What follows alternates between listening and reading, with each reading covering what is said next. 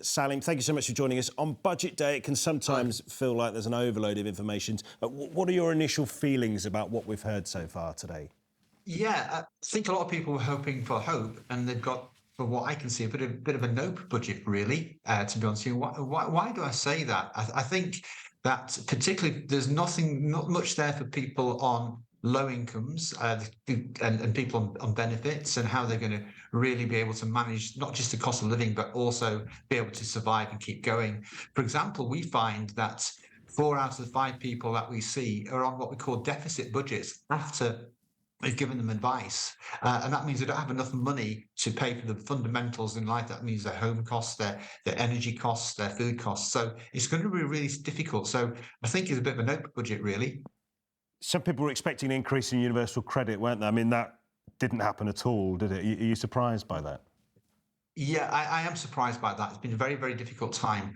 We're hoping for at least a £25 per week uplift on universal credit, and that would take a lot of people out of debt and out of poverty, and give people some reassurance about a springboard for the future. And I think they're really missing an opportunity there. So, keeping people down in poverty is not going to help the nation move forward, both from a productivity point of view and from a health and well-being point of view.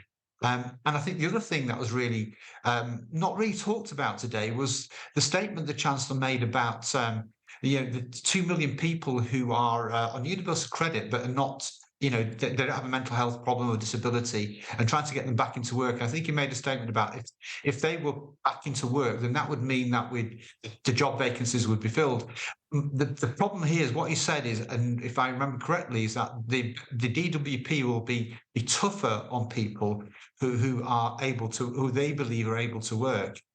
Now, the interesting thing about this point is, and I think it's been missed, is that really this is an incentive for employers to keep salaries relatively low, because if they're going to be hearing that people are going to be forced into work by the DWP on the basis of the fact that they believe they're fit to work, where is the incentive to increase salaries? And what that does is it keeps people's incomes low. And what does that mean? It means that people start to suffer, they still stay in debt, the quality of life is poor. So I really can't see for people on low incomes and on medium incomes, to be honest with you. This energy price guarantee is continuing. That got a fairly good response from our panel in Northampton when we spoke to them earlier. That's obviously good news, isn't it?